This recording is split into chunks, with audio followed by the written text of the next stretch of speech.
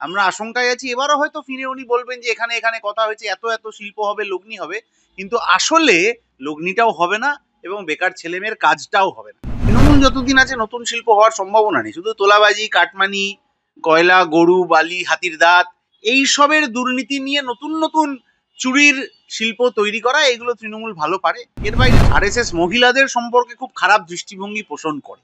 এই যে মনুস্মৃতি ইত্যাদি, সেখানে মহিলাদের সম্পর্কে যা খারাপ খারাপ কথা বলা আছে, মহিলাদের কাজ হচ্ছে শুধু ঘরের কাজ করা, সন্তান উৎপাদন করা, টেনশন সিকিং একটা বিভিন্ন নেতাদের ব্যবস্থা থাকে। কেউ কেউ ইচ্ছাকৃত ভুল ইংরেজি বাংলা শব্দ বলেন যাতে বেশি করে মিডিয়া সেটা নিয়ে চর্চা হবে। ইতিমধ্যেই যেমনটা দেখতে পেলাম, মুখ্যমন্ত্রীর লন্ডন সফর নিয়ে একাধিক জলঘোলা। সেখান থেকে বলা হচ্ছে এরকম কিছু আমরা ইনভিটেশন পাঠাইনি, বা মুখ্যমন্ত্রী বলছে না পাঠানো হয়েছে। একাধিক জলঘোলা। তার মাঝখানে মুখ্যমন্ত্রী প্রেস মিট করলেন, সেখানে তিনি বললেন যে অন্য কেউ গেলে তো সমস্যা হয় না, আমি গেলেই কেন সমস্যা। কেউ গেলেই সমস্যা হওয়ার কথা নয় কোথাও। যদি তিনি কোথায় যাচ্ছেন কি যাচ্ছেন এগুলো সবটা সত্যি বলে যান। এখন কথা হচ্ছে যে কোনো একটি কলেজে কাউকে বক্তৃতা দিতে ডাকা হয়েছে, সেটা একরকম ব্যাপার। কোনো একটি বিশ্ববিদ্যালয়ে কাউকে বক্তৃতা দিতে ডাকা হয়েছে, সেটা আরেক রকম ব্যাপার। এখন বিশ্ববিদ্যালয়ের আন্ডারে কলেজ আছে বলেই কলেজের আমন্ত্রণকে বিশ্ববিদ্যালয়ের আমন্ত্রণ বলে চালানো যায় না। সেটাও আমরা জানতে পারতাম না যদি না একটি আরটিআই ইত্যাদি ইত্যাদি হতো এবং বিভিন্ন মিডিয়াতে, সোশ্যাল মিডিয়াতে এই খবরগুলো বেরোতো। কথা হচ্ছে এইটা নিয়ে বিতর্ক অহেতুক হচ্ছে, তার কারণ তৃণমূলের পক্ষ থেকেই বিতর্কটা তৈরি করা হয়েছে। যেরকম ভাবে সোশ্যাল মিডিয়ায় ঝাঁপিয়ে পড়া হলো অক্সফোর্ড অক্সফোর্ড বলে, অক্সফোর্ডের অভ্যন্তরে ইউনিভার্সিটির আন্ডারে একটি কলেজ, সেটা তো কোনো অসুবিধা নেই। তিনি যাবেন, বক্তৃতা দেবেন, সেটা খুব ভালো কথা। কিন্তু এর আগে অতীতের বিদেশ সফরে হচ্ছে যত এইসব লগ্নি টগ্নি ইত্যাদি আনা, শিল্প হওয়া, এই হওয়া, কাজ হওয়া, এই সবের কথা বলা হয়েছিল। আমরা আশঙ্কায় আছি এবারও হয়তো ফিরে উনি বলবেন যে এখানে এখানে কথা হয়েছে, এত এত শিল্প হবে, লগ্নি হবে, কিন্তু আসলে লগ্নিটাও হবে না এবং বেকার ছেলেমেয়ের কাজটাও হবে না। আমাদের মূল প্রশ্নটা ছিল এইখানে, অন্য কিছু না। কিন্তু দাদা, সেই জায়গায় তিনি ঠিক লন্ডন যাওয়ার আগে একটি কমিটি গঠন করে দিয়ে গেলেন, যারা নবান্ন থেকে বসে সবকিছু পরিচালনা করবে। অতীতে এরকম কমিটি ফমিটি হতো না। মুখ্যমন্ত্রী বাইরে গেলে একজন কাউকে ভারপ্রাপ্ত হিসেবে কাজ দিয়ে যেতেন। এখন এখানে এসে সব সিস্টেম ওলটপালট হয়ে গেছে, ফলে সেখানে আমলা ইত্যাদি তারা দায়িত্ব পালন করবেন, হয়তো করতে পারেন, কোনো অসুবিধার ব্যাপার কিছু নেই। এই আমলা ইত্যাদি যারা রয়েছেন, তারা যদি সমস্ত ক্ষেত্রে নিয়ম করে দায়িত্ব পালন করতেন, তাহলে আরজি করের ঘটনায় এতদিনে নির্যাতিতার বিচার হয়ে যেত। যদি দায়িত্ব পালন করতেন, তাহলে মেদিনীপুরে এবং জলপাইগুড়িতে জাল স্যালাইনে কাউকে মরতে হতো না। যদি দায়িত্ব পালন করতেন, তাহলে নিয়োগ দুর্নীতি এই মাত্রায় পৌঁছাতো না। ফলে যারাই দায়িত্ব পেয়েছেন তারা সবাই ভালো করে কাজ করুন। নতুন কোনো দুর্নীতির খবর যাতে এর মধ্যে না আসে, সাধারণ মানুষ হিসেবে আমরা সেটাই চাই। দাদা, আপনারা কি আশা করছেন নতুন কোনো শিল্পের প্রকল্পের কথা? তৃণমূল যতদিন আছে নতুন শিল্প হওয়ার সম্ভাবনা নেই। শুধু তোলাবাজি, কাটমানি, কয়লা, গরু, বালি, হাতির দাঁত, এই সবের দুর্নীতি নিয়ে নতুন নতুন চুরির শিল্প তৈরি করা, এগুলো তৃণমূল ভালো পারে। এর বাইরে তৃণমূল আর কিছু পারবে না। কিন্তু দাদা, এই ভোটকে কেন্দ্র করে যাদবপুরে একাধিক পোস্টার পড়েছে। অধিনায়ক অভিষেক ব্যানার্জি, সর্বাধিনায়িকা মাননীয় মুখ্যমন্ত্রী, এগুলোর পিছনে কারণটা কি? অতীতেও এরকম কত পোস্টার পড়েছিল।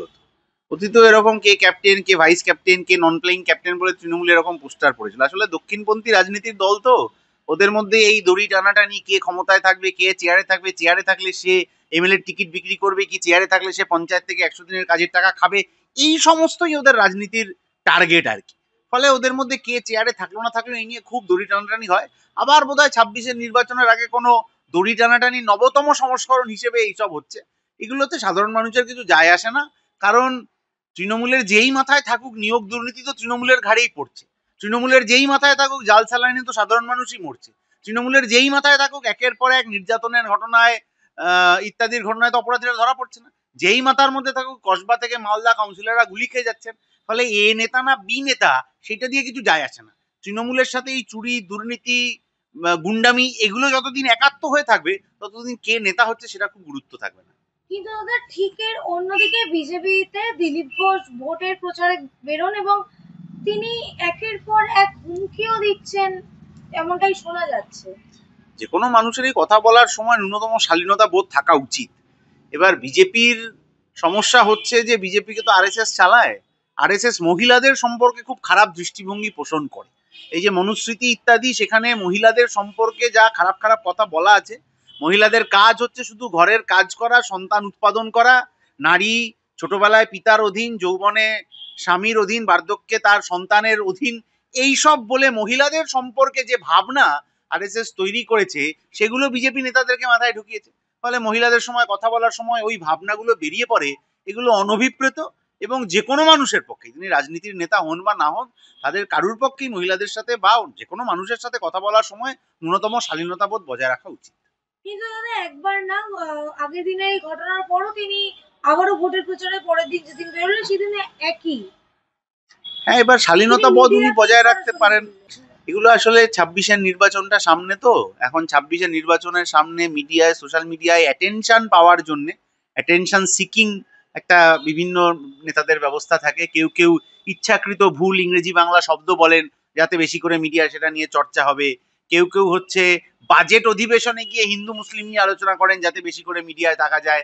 আবার কেউ কেউ এরকম আছেন যারা ইচ্ছাকৃত খারাপ খারাপ কথা বলেন যাতে বেশি করে মিডিয়ায় থাকা যায়। বিজেপির নেতাদের এরকম অতীত ইতিহাসে এই গুলি করে দেবো, এই করে দেবো, ওই করে দেবো বলে এরকম নানান কথা ওনারা বলেছেন। কিন্তু এটা বুঝতে হবে যে এটা পশ্চিমবাংলা, পশ্চিমবাংলার মানুষ এখনো অবধি এই ধরনের অশালীন আচরণকে ভালোভাবে দেখে না এবং মানুষ তার যেখানে প্রতিবাদ করার তারা সেখানে করবে।